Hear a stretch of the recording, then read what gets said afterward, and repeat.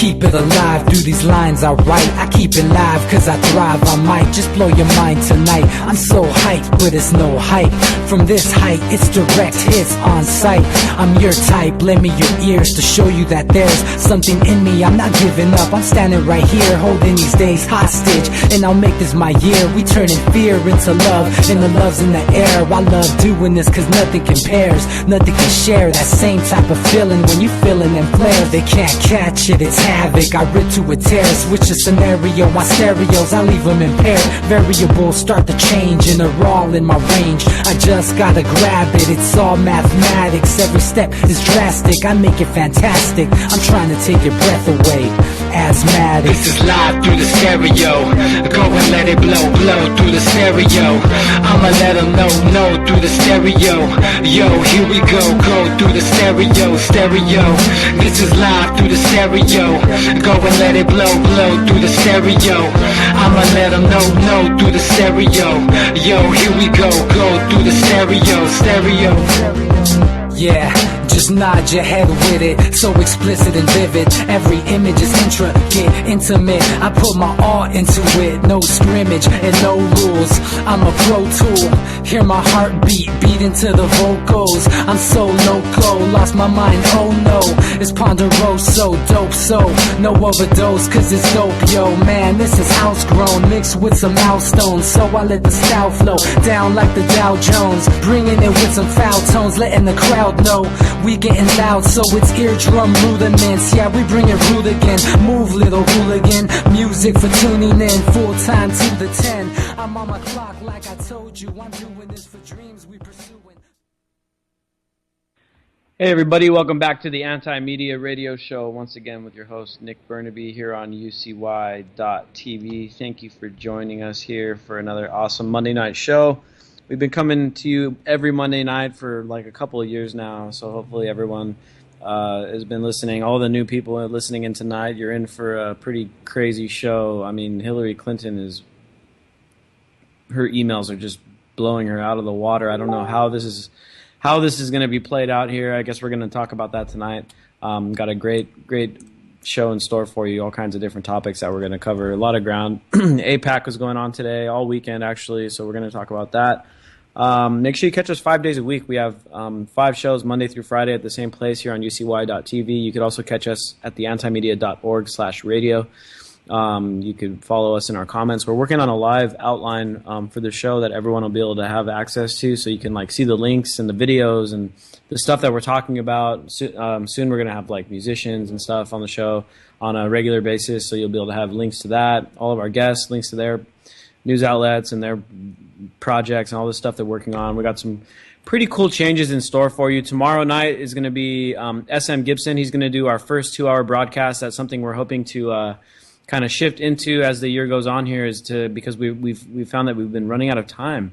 Doing just 1 hour, it's just not enough time for us because there's so much crazy news going on, and we want to be able to get more and more people, guests on the show, poets, activists, writers, journalists, book writers, people that make videos, people that are refugees, all kinds of cool, interesting things that we have in store. So we got to open it up to a 2-hour show, because with 1 hour, we're just not getting through it all, because there's just, like I said, so much going on that we can't cover all that ground.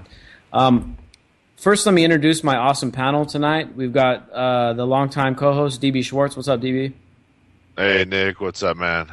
Finally got the comp, I guess, to work. Last time had some technical difficulties, so... Yeah, we missed you last show, man. It was me and Jake kind of carried it through, and Claire wasn't with us last show either. So it was cool though. It was cool having Jake on, and we got into some deep discussions about some stuff, and we've been covering a lot of the robot and automation AI news that's been going on. There was some big developments on that front over the past week too. DB, I don't know if you saw it about how Domino's is now deploying its first automated pizza delivery man.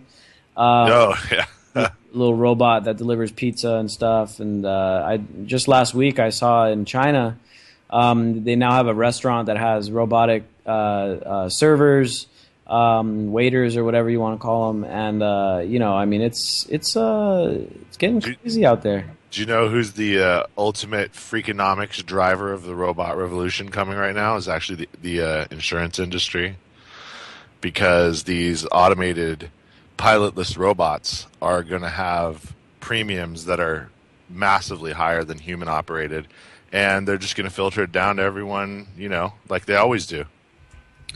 That's interesting. I didn't even know that. Yeah, I mean, an average driverless car now, Google's been testing them out, and they've been crashing regularly, and so insurance companies are saying, quadruple. Damn, that's crazy. No, I didn't even think of that angle. Now I know definitely from like the big business aspect. I mean, think of it. You never have to have a person calling in sick. You never have to deal with anyone getting hurt on the job. Yeah, I mean, the machines are going to break down every now and then and stuff like that. But it's a lot of things that you're not going to have to deal with employing human beings, and they last for pretty much ever. You hardly there's no minimum wage you got to deal with. I mean, you name it, dude. There's a lot of things that are more beneficial from a business aspect when it comes to robotics. Until you hit somebody. Yeah. I also want to introduce the awesome Claire Bernish. What's up, Claire? Not much. What's up? Oh, hanging in there. Claire, you had a huge article on Saturday about how Anonymous was set a trap for Donald Trump. And so we're going to talk a little bit about that. But we also got a new project that's part of the anti-media called undergroundreporter.org, and we've been steadily working on that. And Claire, you're actually in charge of that, and you're doing your thing over there. Tell us a little bit about what's going on. I am trying my best to do my thing with that, and Underground Reporter will be kind of a positive spin on independent media, so that you'll get the stories that are still, groundbreaking and that are pertinent to the narrative and the dialogue, but they will not be quite so controversial, maybe with a solutions focus. Awesome. Sounds good to me, and hopefully everyone out there listening will check out the website, The Underground Reporter. It's actually just undergroundreporter.org, so you can go check that out for, we're covering some similar stuff, but it's a little bit of a different twist than what you're typically used to on the anti-media, with this brash kind of in-your-face reporting. Really proud of it, but, we got to reach some other new people that may not already be on the anti-establishment bandwagon, and we're trying to maybe get a few new people to look in that direction, and so maybe we can start getting more and more people to realize what the hell's going on, especially right now. It's a perfect time. 2016, we got this crazy-ass election going on. I mean, we're going to start breaking into that right away. There's a huge trove of emails, nothing particularly new, but WikiLeaks has come out and pretty much archived all this stuff, so it's like searchable. So you could search through this archive about what Hillary Clinton is all those emails and stuff, and it's a treasure trove. Yeah, it really is. And most of the discussion regarding Hillary Clinton has been coming from Republicans, and it's like, oh, Benghazi this, Benghazi that, Benghazi this, and a bunch of superficial stuff. Because once they start finding out really what was going on in Benghazi, the Republicans all of a sudden get quiet because they don't want to talk about what really went on over there either. I don't know if we're going to have time to get too deep into that exact subject here, but there's some very notable emails, and we've got a great article up today on the Anti-Media by Michaela Whitten, one of our awesome journalists over in England, that wrote about how WikiLeaks was getting censored by Facebook, apparently, when they tried to post about this new archive that they set up. And Facebook wasn't letting them post the links, and so we made an article about that. It went massively viral, like insane viral. It's probably one of the most viral things on the internet today. But that's a whole other story. But some of these emails, and I encourage everyone listening tonight to go pull up this article so we can look at this stuff together. The title is called "WikiLeaks Drops Hillary Email Bomb That Could End Her Campaign, But Facebook Censored It." Kind of a long title, but whatever, it worked. So beyond the censorship stuff, some of these emails are just insane. So I'm gonna pull up, to me, what is probably the most damning one, and I can't really figure out the date on this. I don't know if it was 24. There's a bunch of different numbers on here. It's hard to tell the date. I think the date it was released was in November of 2015. I think the email may have been sent in 2012 or back maybe it was from 2000. Wow. So yeah, maybe this email came from 2000. I can't really tell, but regardless of when it happened, basically the first line of this email: the best way to help Israel deal with Iran's growing nuclear capability is to help the people of Syria overthrow the regime of Bashar al-Assad, which again is the Syrian president, dictator. And so basically you have Hillary Clinton right here stepping up to bat for Israel, and for that to help Israel deal with one of its issues, which is a nuclear-armed Iran. She's willing to overthrow a whole country that has nothing to, that is not part of Iran. That is, they're Iran's ally, but it's Israel's problem apparently. And Hillary Clinton is willing to overthrow an entire government to help Israel deal with Iran. I mean, this to me is just completely mind-numbing. This is like rife. This is like a war crime, in my opinion. I mean, this and kind it's of all stuff. for naught, Nick, because they've been nuclear armed for a while, and everybody knows it. So this is all just a charade. Yeah, and it's like, and it's like this kind of thing makes her, to me, like unelectable. Like she should not be able to run after this kind of information comes out, and she should be a war held. crime is a string of many war crimes. Yeah, I mean, exactly. this does not depart from the norm. This is like yet another tab for her war crime list. Yeah, and she's not going to be able to go over to the Middle East after these IPAC comments. I mean, does anybody think she could land in Israel safely? Does anybody think she can land anywhere in the Middle East and do any business at all after that? I don't know, man. And now she's like running to the right of like all the Republicans on Israel. You guys noticed that today? Mm-hmm. She's like, yeah, she's drumming up another war. I tell everybody that she's beholden to these bankers, dude, and that's how they profit. Yeah, and she's also Claire actually covered this. Hillary Clinton is also the largest recipient of money from weapons manufacturers, even more than any of the Republicans. Yeah, so they know. Far. Yeah, exactly. They know who they're putting their money behind. It's not a coincidence. The weapons manufacturers don't back somebody unless they feel like, okay, this person's going to start a bunch of wars when they get in office. Oh man, this stuff makes me sick. But yeah, we posted this article, and then people are out there accusing us today of being Republicans. Like, oh well, yeah, typical Republican talking point. Let's see the emails. Like, dude, every email is linked in with all these tweets. Go click on some stuff and read. These people don't want to read. I couldn't believe I was reading through the comments because it's really hard to find people that'll actually defend Hillary Clinton. It really is. I mean, you say something bad about Bernie Sanders and people are at your neck. You talk bad about Trump and people are ready to shoot you.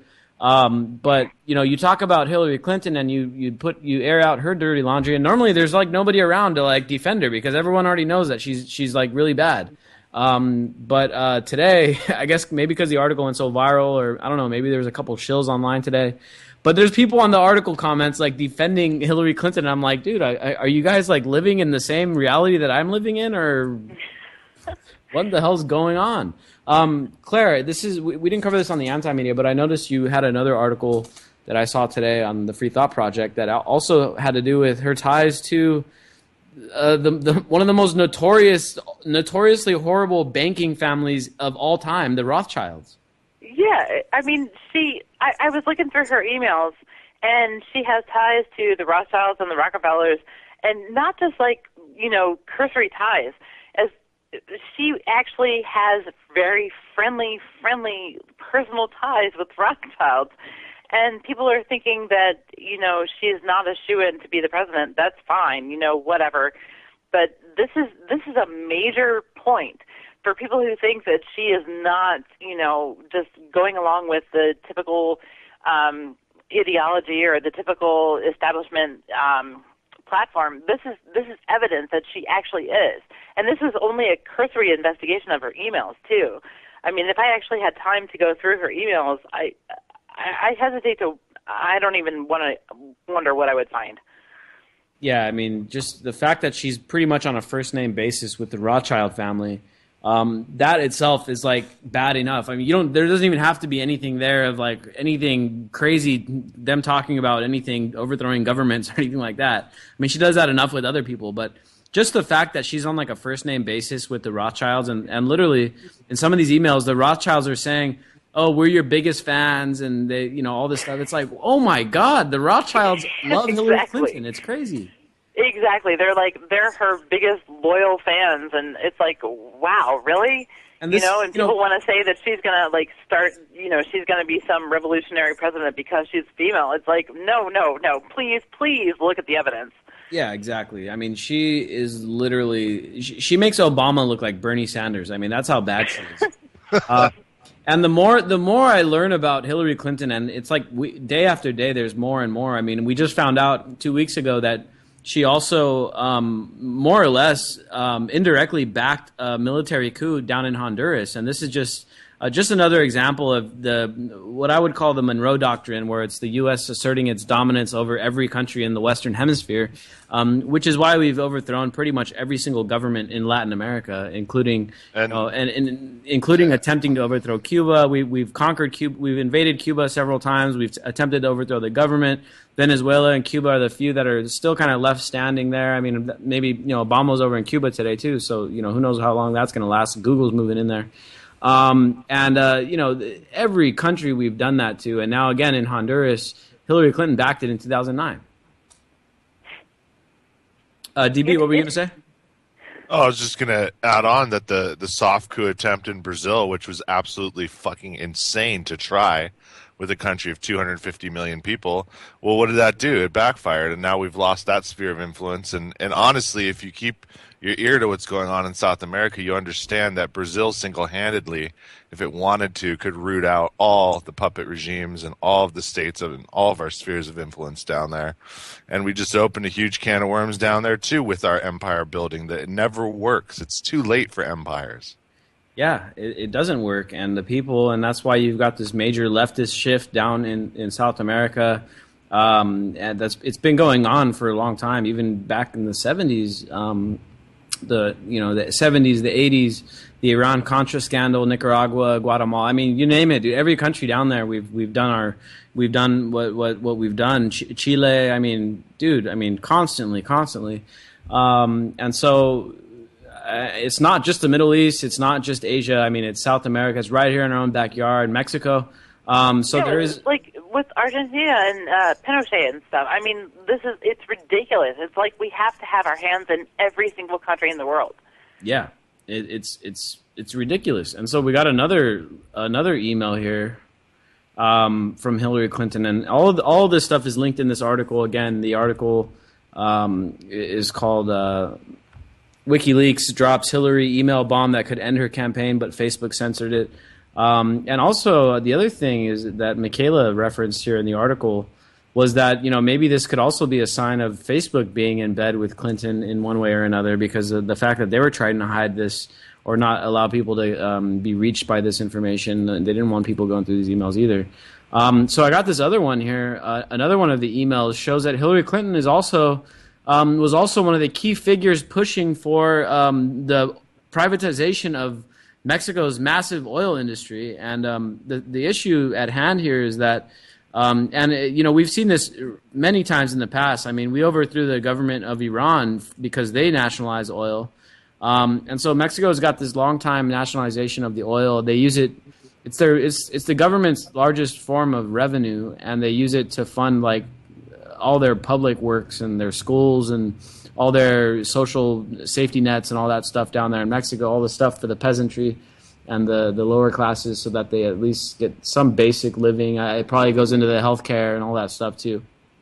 So Hillary Clinton apparently was one of the biggest, the key figures in trying to get big oil into Mexico and take the Mexican oil out of the hands of the nationalized Pemex and place it in the hands of big oil. And so this was going on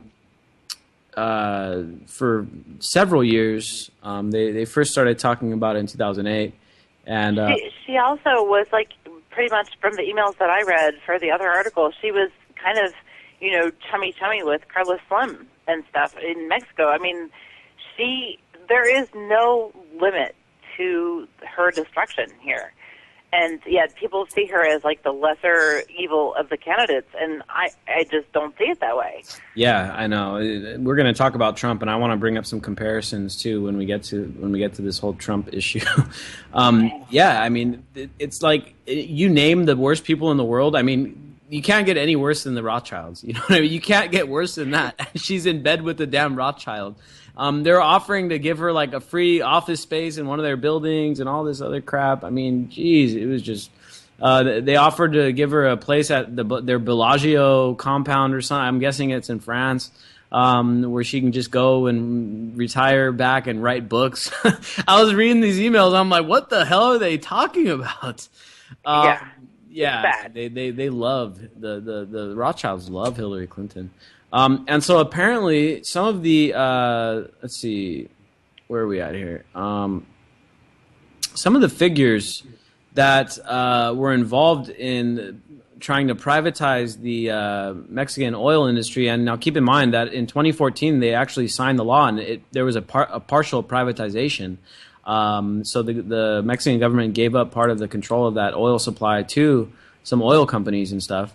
And so some of the people that were involved in this thing wound up being benefactors of obviously. I mean, I guess it's not that surprising. A bunch of the people that were involved in this became benefactors to the privatization of the oil. So again, this goes, not only was she pushing for this privatization, which plenty of people have their own disagreements on privatization and stuff. But it turns into a major crony capitalist deal here where she pushed for it, and then her buddies made a bunch of money from the deal. And so there's that. So she did that to Mexico. I mean, what other country? Oh, so keep in mind too that this is all happening on this, like, quote unquote private server of hers. I mean, this is all like ostensibly state business, like government business, that should be happening on a secure server, and yet she's doing this on her personal server. And I know that's kind of a moot point, but at the same time, it's kind of not. Well, it led to people being found out and possibly, taken off the planet because she was letting names pass through and everything like that. I mean, basically at this point, the FBI and even the CIA, which is bought and sold by the Rothschilds as a private corporation, even those lackeys are starting to lose confidence and basically going to turn on her if she takes the executive office. Exactly. So here's the other country now that we're getting from this WikiLeaks stuff. Libya, which is a huge sticking point with Hillary Clinton, and of course, like I mentioned earlier, the Republicans are always going after her on the Benghazi thing. They only scratch the surface. They don't get deeper in, because if you look deeper at Benghazi, you find out that the CIA was using Benghazi as a hub to run weapons out of Libya that they were looting from Gaddafi, and they were running weapons into Syria so that they can go overthrow the Syrian government. So that's why the Republicans don't look that deep into it, because the Republicans love overthrowing governments, and they want to overthrow Syrian government too. And when Hillary Clinton did that, they're all for it. I mean, the only thing that they're doing with this Benghazi thing, they're scratching the surface to play electoral politics games so that they can render her unelectable, so they can get their Republican robot in. But they thought it was going to be Marco Rubio. Thankfully, he's dropped out. We don't know who they're going to end up choosing. I know it's not going to be Trump, but anyway. So apparently, Gaddafi's son, as far back, I'm trying to find the date here. I think it was dating back to 2004. Gaddafi's son had a plan to turn Libya into a democracy and to get rid of the dictatorship. And it never really caught much traction back then. But after the uprising started taking place over there in Libya, he put out they solidified the plan, and they were ready to turn Libya into a democracy. And the son, who is, I believe he's like Western educated, very much a Western type of mentality, and obviously he's going for constitutional democracy. He had a plan in place, and Hillary Clinton rejected it. I mean, she's like, you know what? We're not going to allow you guys to set up democracy. We're going to just overthrow your government instead, and then we're going to just see where the chips fall. And that's exactly like this mentality that Hillary Clinton is going by over here. They had a plan to switch it over to democracy, and she rejected it. I mean, this is, another case of us just toppling governments and not caring about the repercussions. And it seems like Hillary Clinton is like pretty much, that's kind of like her, that's like what she does. That's what we can expect. Her hallmark. Yeah, it's her hallmark. I mean, that's like the bright spot on her on her resume, coming from, if you're like a neocon, it's like, oh, wow, she's really good at overthrowing governments. She's not very good at putting them back together when we overthrow them, but hey, I guess that doesn't really matter as long as we get access to all the resources and stuff. So, this is another country. So, like, just from these email dumps that we're getting from WikiLeaks, we're seeing that she was involved in overthrowing the government of Syria. She was involved in overthrowing the government of Libya. She was involved with overthrowing the government of Honduras. This is Hillary Clinton's short little term at the State Department. I mean, this is only like this is less than 8 years of stuff going on, and she toppled 3 governments. Like, were any officially sanctioned at all, or was this used as a perfect plausibility of deniability? What do you mean by that, though? Well, if she had a private, server, or was using her own personal stuff to do all this business, they can just say we never knew about any of this stuff. That's part of it. I think that's part of it. I think maybe she was also being set up to be the fall person for all this stuff going on. That's a possibility. The other possibility is that maybe she thought that no one was ever going to, maybe the reason she had this private server was she was planning on no one ever getting a hold of this stuff, and so maybe that was also part of it too. So we don't know. We don't know for sure, but this is crazy. I mean, she toppled 3 governments. Like, this is the kind of stuff. The more I posted a status about this today on my personal profile. Is like the more I read about Hillary Clinton, the more I feel like Obama is not the bad dude that we think he is. That he's not actually the guy out there like, oh, I want to drone strike everyone. I want to topple the Syrian government. I want to topple the Libyan government. It's like you look at this stuff and it's like, holy shit, Hillary Clinton was the one pushing him in all these really bad directions. I mean, it may have not been Obama's original thought to go, yeah, we're going to go just topple the government of Libya just because they're being mean to protesters. It was Hillary Clinton pushing him to do that kind of stuff. And we're about to, people, it's starting to look like she may become elected. And this is stuff that the public needs to get out there and see because, they need to think twice. I mean, I'm not a big fan of Bernie Sanders either, but God, he's a million times better than Hillary Clinton on every front. You know what I mean? If we're not going to tear down the entire government, that's the Band-Aid for now. I mean, and we can get to the next step. But, dude, to vote for anyone but him, I mean, honestly, you're just asking for some kind of calamity. I don't even agree. I don't think that there is any lesser of any evil here. I mean, you're talking about Bernie Sanders, who's voting to impose more government as a solution for government, and you're talking about Hillary Clinton, who's a war hawk in bed with like the Rothschilds and the Rockefellers, and you're talking about Trump, who's like a demagogue who is promoting xenophobia and racism. I mean, there is no lesser of any evil here. Yeah, I mean, it's like there's like no good choices unless you look at third-party candidates, and the third-party candidates don't even have a chance. I mean, it's horrible. Yeah, this is a sad situation. So, enough about Hillary Clinton. I mean, everyone listening tonight knows that she's a piece of shit. I'm glad this article. I don't know. We had to disable our share buttons on the website because it was crashing the server. Because Claire, your article on Trump went too damn viral. It went so viral on Saturday that the servers started crashing, and we have like really good servers, man. Like our site can handle a lot of traffic, but it was so overwhelming. We had to disable the share buttons because the share buttons were adding too much load to the server. So I'm sure that, first of all, your article on Saturday was probably one of the most viral in the world. And today, again, we hit with Michaela. Her article was probably the most viral article in the world. So that's some good news. I'm glad everyone out there supporting the anti-media, everyone out there, all of our longtime listeners, I'm glad you guys are sticking around because you guys are the ones that are helping us accomplish this stuff and get all this information out there. We need to expose these warmongers. We need to expose these demagogues. And it's for everyone out there going to our website and listening to our show and supporting us. That's what makes it all possible. And so, really grateful for that. So let's shift over a little bit to Trump, and let's start on Saturday because this is when the Anonymous broke this new video. And Claire, this is the article you covered that went mega viral. It was about how Anonymous basically set a big trap for Trump and all the authorities to see how they would react. and they reacted in the way that Anonymous thought that they might. So tell us a little bit about that. Yeah, so Anonymous set this trap using, Anonymous Red Cult set this video up, and they set the trap by, proposing that there was this information about Trump, including his social security number, his cell phone number, and all his personal information. And they basically said that this was, here is his personal information, and this is a big data dump, and here you go. And they made it seem like this was a big, kind of, revolutionary information troll. And then they came back later after Trump and the Secret Service and the FBI got all up in arms and said they were going to investigate, and said, hey, you know what? This information has been available online since 2013.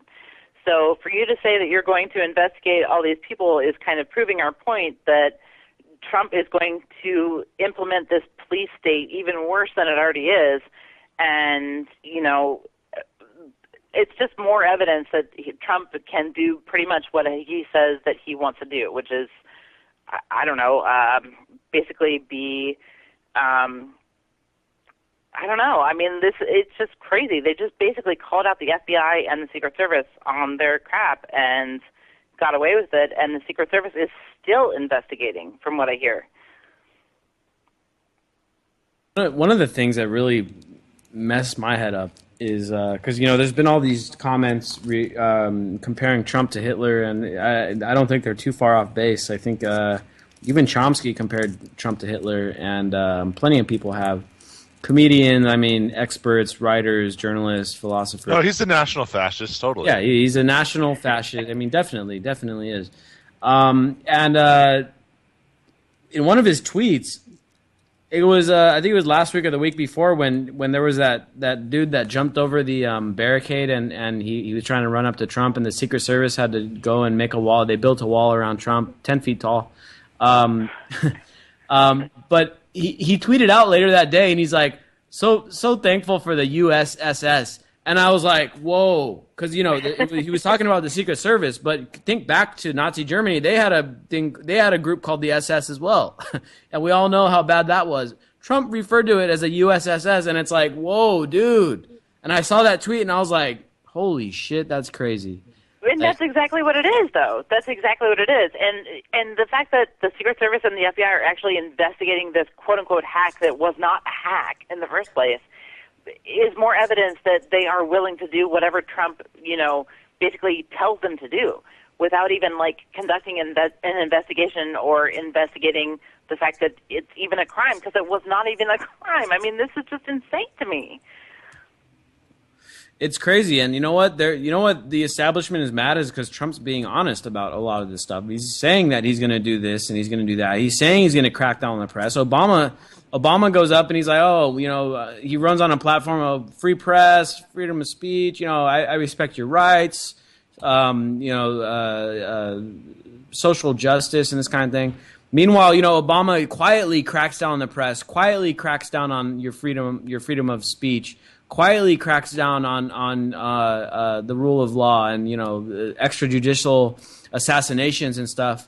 And quietly crashes your Mercedes into a tree. Yeah, there you go. One of the things that we covered recently on the anti-media was how, and this was an aggregated post from Ben Swan, Truth in Media.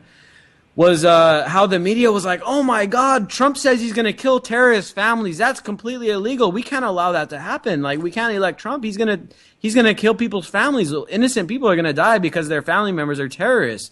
And the media rightly was condemning that. And it's like, wait. And this was the whole video from Ben Swan was about is like, hold on a second. Didn't Obama do that same exact thing and the media didn't say a damn thing about it? Oh yeah, that's right. They did with that guy in Yemen where they killed his 16-year-old kid who hadn't seen his father in 2 years. 16-year-old American citizen. How about every drone bomb ever? Yeah, most of these drone strikes, we found out recently that they're 90% of the time they're not even accurate. So Obama is doing this stuff on a regular basis, and the media doesn't give a shit. The public doesn't give a shit. Trump says it. Trump's being honest. He's like, yeah, I'm going to kill terrorist families.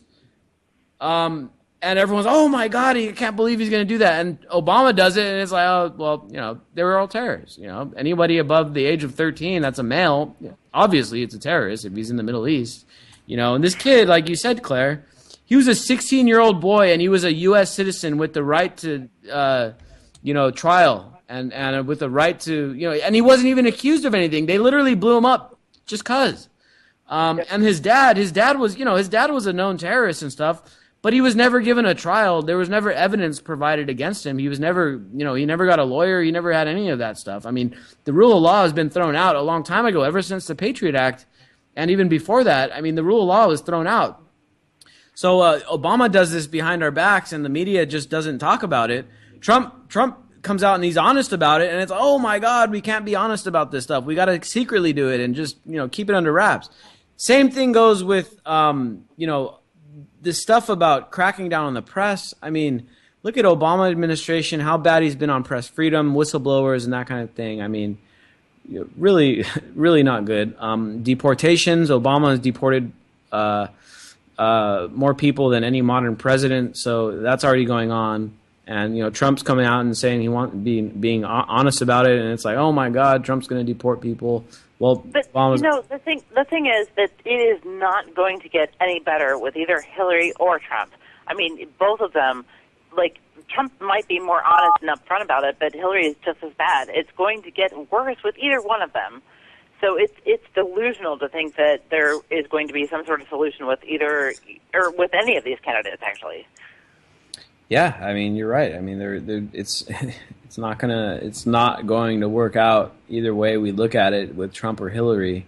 And like I said, I mean, maybe the Green Party, Jill Stein, maybe the Libertarian with Gary Johnson. I mean, those are better options than Trump and Hillary. But we don't live in a democracy. And as the guy, one of the Republican National Committee people was talking about, and it's kind of the same thing Debbie Wasserman Schultz said about the Democrats, is that the people aren't choosing the candidates; it's the party that chooses the candidates. You know what I mean? And so our voices aren't even being heard. I mean, we're hand delivered two candidates from these two giant corporate parties that are picked by party insiders, and then we get to choose between those two, and they've been picked by corporate interests. And that's kind of and that's what they give us that choice, and they say, okay, you have a democracy. Once we went to the voting machines that were proved hackable by a 16-year-old kid, no less, who did it, then we knew that any results were just going to be skewed. And already there's a statistician that's been proving that there's no possible way Hillary's winning some of these voting machine drawouts, because she's winning with like 91% and ridiculous percentages. And yeah, man, they don't care. They're just going to go ahead with who they want. And unless people actually take to the streets and rise up, they don't care. So, the other thing that I wanted to bring up about Trump, one of the other things is that, he came out and he's like, we're going to torture people. Waterboarding is like only the beginning of it. And then there was like these guys, I think it was like the former CIA guy, Michael Hayden or something. He's like, you know what? Like if Trump gets elected and he orders people to torture people, they're not going to follow his orders. And it's like, dude, come on. Like, seriously. Like, again, it's basically, it's like, look, we do this stuff behind closed doors, and, waterboarding and all that other crap, the torture. I mean, shit, solitary confinement in our prisons, in our jails, that's a form of torture. I mean, that stuff is like, isn't it solitary confinement basically considered like a cruel and unusual punishment by the UN, by international organizations? Yeah, it is. Stuff? I mean, we're torturing people in our city jails and shit. Chelsea Manning's been without a blanket and clothing and been in solitary confinement. Yeah, dude. I mean, we're torturing people on a regular basis, and Trump comes out and he's like, yeah, I'm going to torture people. And it's like, oh, all of a sudden it's like, oh, no, we can't torture people. That's a bad thing. So literally it's like Trump is talking a lot of bad stuff, right? But half of the shit he's saying is stuff that we already do, and it's just not reported on or is done behind closed doors, or when we do get information, it's like redacted, and it's like we don't know the full story and all that stuff. It's like Trump's just being more honest than the rest of these assholes, and the media is like freaking out about it, dude. It's like Obama's already doing half this shit. Hillary Clinton's going to do half it and even worse. And Trump's just the only guy out there like actually telling the people what he's actually going to do, which is horrible as it is. But I mean, shit, you got to give him credit for being honest about what he's planning on doing. Yeah, I mean, I don't, like, I will not back down on my feeling that Trump is actually dangerous. Like, after being at a rally and seeing what happens with his followers and stuff, I will not back down on that point. But at the same time, I think that we have reached the point in general where all of these candidates are going to impose not only policies that are going to restrict our liberties, but they're going to impose policies worldwide. There are just it's just more war and more death and more violence everywhere. And until we take a stand and do something about it, it's just more of the same, and that's it. And don't think the people that run this country don't want blowback and don't want it to come home so they don't have to deal with so many of us, if you catch my drift. Yep. Yeah, and they're prepping for some major civil strife in Cleveland at the RNC. I don't know if they saw the writing on the wall with everything going on with Trump. You have no idea, Nick, if you've ever been to Cleveland. And Claire, you're an Ohioan, so you know. I am aware. Cleveland is absolute ground zero for hatred towards the Republican Party. Yeah, it is. So, yeah, I don't know why they're having the convention there. They want something to pop off. Cleveland, Ohio is also an open carry state. I saw this funny status on Twitter about how the Republicans are so in favor of the Second Amendment. I'm sure they're going to allow guns into the convention so that there's plenty of good guys with guns in there.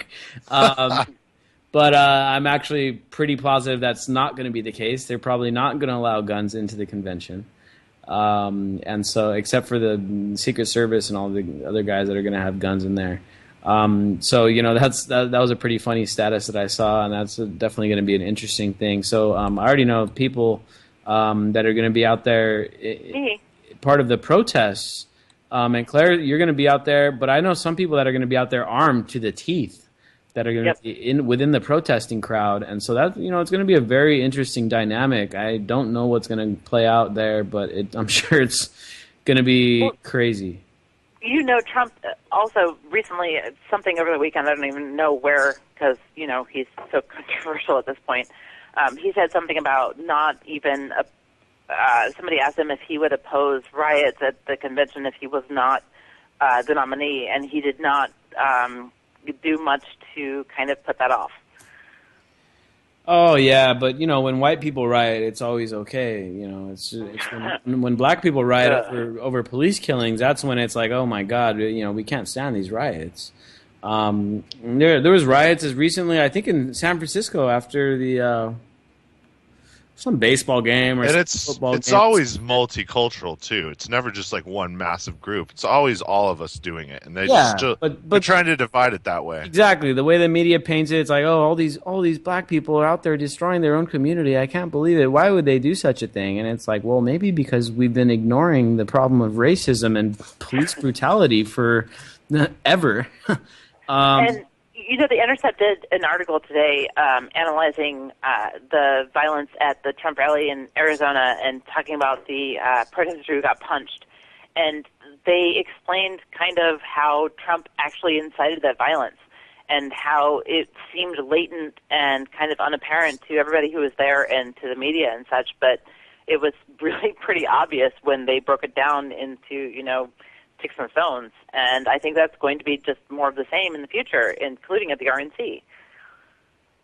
Yeah, I mean, it's going to be crazy. It's going to be crazy. So you got all that going on. Bernie Sanders is still in the race. All these guys are over at, well, not all of them, but Hillary Clinton and Donald Trump are over at AIPAC today. Promising to start wars with Iran and to unconditionally support Israel regardless of basically anything they are able to do. I mean, I guess Israel could like nuke somebody and Hillary Clinton would be like, oh, well, it was their right to do it. Trump has shifted very far to the right on Israel. Recently in one of the debates, he said that he was going to be neutral with the whole Israel-Palestine issue. He's redacted all that, and he's shifted completely to the Zionist kind of war hawk mentality, at least today in front of AIPAC. And Hillary Clinton made Trump look like a dove on foreign policy stuff with Israel. I mean, she's saying he's not strong enough on Israel. I mean, he was basically saying he's going to start a war with Iran and stuff. I don't know how you couldn't be any stronger than that. Apparently, Hillary Clinton thinks she's stronger on that issue. I guess they want to stop the world's oil flow. Judging by Hillary Clinton's emails, she's got a proven track record. You know, she's willing to overthrow governments for Israel. You know what I mean? So I guess she is pretty right on that. Trump is just saying stuff. He's never actually done anything. So, Hillary is right. I mean, she's got a proven track record. She's willing to overthrow governments, cause 300,000 deaths and 10 million refugees in order to protect Israel, or at least Israeli interests. So she's already proven herself in that aspect. So I guess, Hillary Clinton probably is the single strongest candidate out there on Israel. And so, you got that going on. Anyway, enough of these goddamn politicians. Let's talk about some other stuff here. Claire, you got another great article today. Two great articles, actually, on the anti-media. First off, let's mix in a little good news here, because what Vermont has done is actually kind of cool for anyone looking for like food transparency and stuff. I know the debate's still out there on the getting down into the root issue debate of like GMOs and stuff. I have a biotech background and stuff, and I can tell you there are some decent uses for genetic modification that can be used to better the human experience and stuff. Unfortunately, from what we've seen with Roundup Ready Monsanto products, is that it just causes a huge influx of glyphosate use, Roundup use, which is now basically been found to more or less cause cancer and pollute the hell out of everything. But Vermont, which is a tiny state, they've only got like 700,000 people in that state. But recently they passed a law to mandate GMO labeling. And when it happened, it was kind of big news, like, oh, the first state ever, is requiring GMO labeling and stuff. And that was kind of the end of it as far as we knew. But now there's a huge update after General Mills announced on Friday that they're going to label all of their products. It was like, oh, cool. General Mills is like looking for, they want to be transparent about what they're feeding us. I mean, they're not saying GMOs are bad, but they're saying, like, hey, we want you to know what's in it. But then you read their announcement and you start finding out why they're actually making this announcement. And Claire, this is what your article is about. Can you tell us a little more about it? Yeah, Vermont actually passed this law where, GMO products have to be labeled. GMO food has to be labeled. And there were a bunch of challenges in the court, and there's still actually an appeal in the court going on with the Grocery Manufacturers Association or whatever. Vermont has actually managed to take a stand and require labeling of GMO products, and General Mills has capitulated basically to Vermont and said, we see that what you're doing, and we realize that your law is probably going to go into effect before any legislation otherwise will go into effect, and so we will label everything in the nation with GMOs. So this is kind of a precedent for everything, basically every company afterwards. I mean, we've seen Ben & Jerry's and Chipotle and other companies, Campbell's, make moves to label GMOs and to let people know what's actually in their products.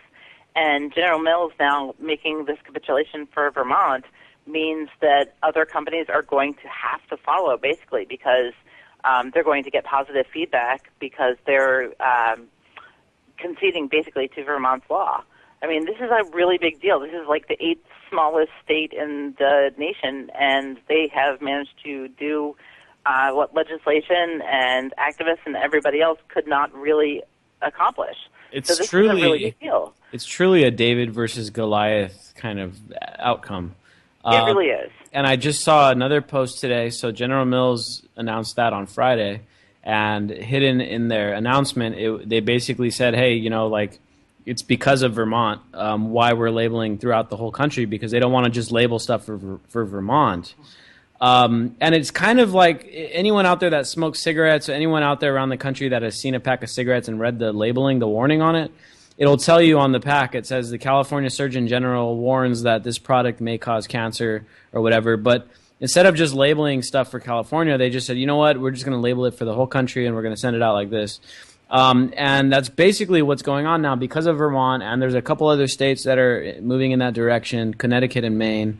They've already passed laws that only won't go into effect until other states pass laws to label GMOs. But because of one state, it looks like it's going to cause a chain reaction where a bunch of companies are now going to have to start labeling their products for GMOs if they want to continue doing business in Vermont. And just today I read over on Activist Post regarding how Mars is now going to be labeling GMOs. These are the people that make the Snickers candy bars and all that stuff too. Did you see that, Claire? Yeah, I saw that. I mean, this is the chain reaction. Like, General Mills actually started this.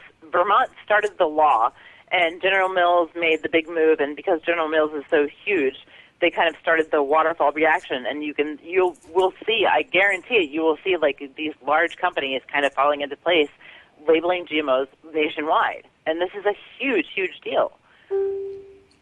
Yeah, so this is actually some kind of good news. Again, as I said, I think the debate is still out there on GMOs in general. I think Roundup Ready products are really bad for the environment, and obviously now they're finding that they cause cancer. I think the debates, if you look at countries where the food is strictly organic and kept that way and local, where the cancer rates are a fifth of what we see here, I don't think there's much debate. Yeah, definitely. And that's the problem that we've been seeing with a lot of these GMO foods is that they're made to be resistant to pesticides. And pesticides, when you start spraying them on all these crops very heavily, I mean, it's going to persist in the environment. It's going to wind up in the drinking water, in the atmosphere. I mean, they found this stuff in rain. They found the glyphosate in rainwater.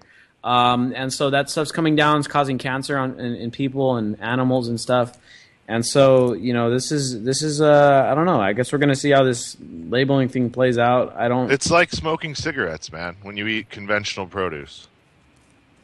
Yeah, you're consuming a bunch of chemicals, and we don't know that well. We don't know what's in them, for one, and then we don't know what it's going to do to you. It's basically, there is no reason not to be aware. It's so much better for them to label it. Otherwise, if they're not transparent about it, then consumers don't really have the choice. If we know what's in the product, then we at least have the choice to avoid it or to consume it if we want to.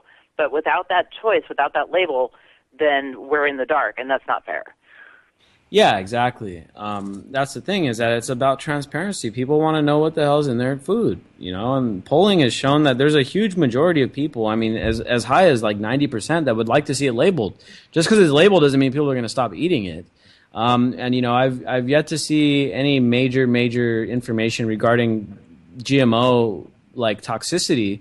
Most of the issues from GMOs comes from the pesticides that they use on them. And I think people just want to be able to make the choice. They don't want to not know what they're eating.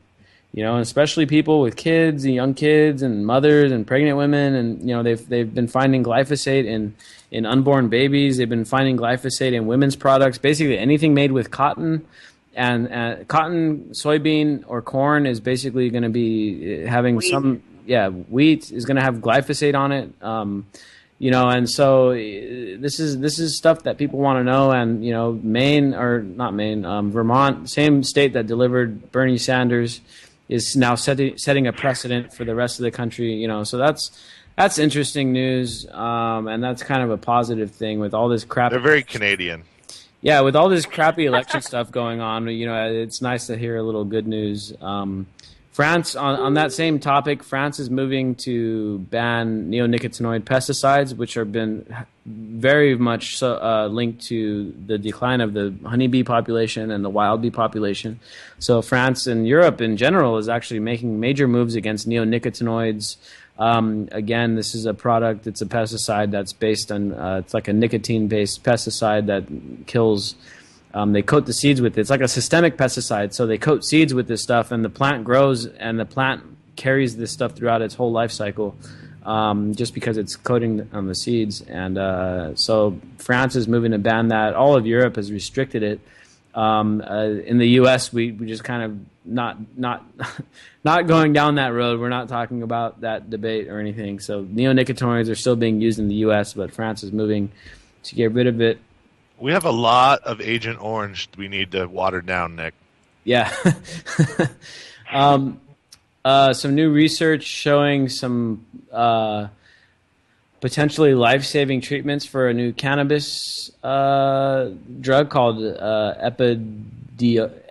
Epidiolex, but it's for reducing seizures, and they found that some people suffering seizures of a certain type of epilepsy are getting like 39% reduction in their seizures. So, cannabis has been shown to be a very good medicine for dealing with seizures and epilepsy.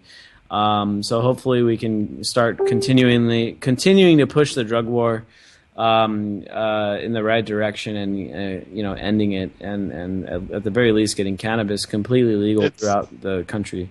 It's a medicine, because just think logically, can you OD on cannabis? Yes, you go to sleep. Yeah, and you eat, and you think. I think that's the biggest thing. I think that's one of the big reasons why governments a long time ago decided that they were going to ban cannabis, was because it makes people think too. It's an enlightening substance. I mean, I don't have many of my non-stoner friends that aren't pretty much like they think a little differently. I mean, they all kind of are into different, looking at things a little differently. And I think that's probably the main reason why they made it illegal. I mean, of course, the other aspects, the oil industry, the paper industry, the economic interest, that's one of the things, but it's the cancer industry. Yeah, there you go, the drug industry and all that. It's a drug that ends wars. I think it makes people think differently. Most stoners I know are like pretty like peace-loving people. It changes your perspective a little bit, and I think that's what really scares people. But besides all that, I mean, this stuff has major medical properties to it, and it can help people. I've got friends that use it for anxiety. I've got friends that use it for pain, for people that suffer from cancer, and now with seizures and epilepsy. That's showing a huge. Cannabis is probably one of the best treatments for epilepsy and for seizures. And so up here in Minnesota, they have the pill that's like 49% CBD concentrate. I think it's the strongest in the world. This particular strain they grew up here, just for medicinal use, and it's just amazing stuff, man. It's changing lives. You're probably on that right now, aren't you? No. That's medicinal stuff, man. That doesn't no THC in that. Okay. Oh man, so many interesting stories over on the antimedia.org. We've got a couple pieces about how the U.S. is moving to possibly end the global war on drugs. And Claire, you wrote about that. We talked about that, I think, last show though. So there's that. That's some good news. I think people are looking more to embrace a medical angle on addiction, because addiction it's a major issue. Addiction is horrible. I've had so many friends and family succumb to addiction, and I've seen their lives be destroyed by it. Thankfully not addiction to marijuana or cannabis, but many friends addicted to prescription drugs and hard drugs like heroin and meth and even coke. Coke's not as addictive, but you can definitely get hooked on that too.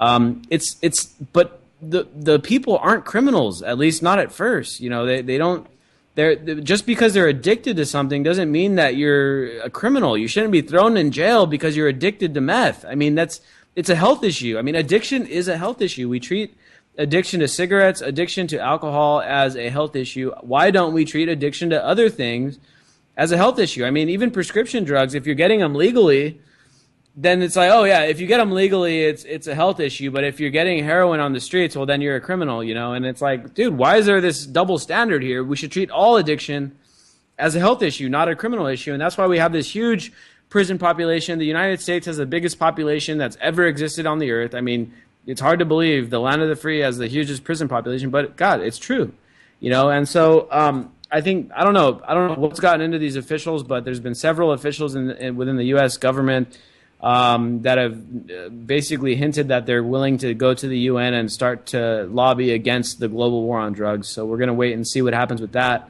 Portugal is already experimenting with it. Ireland as well, with nothing but basically positive, updates. Amazing results. Yeah, great results.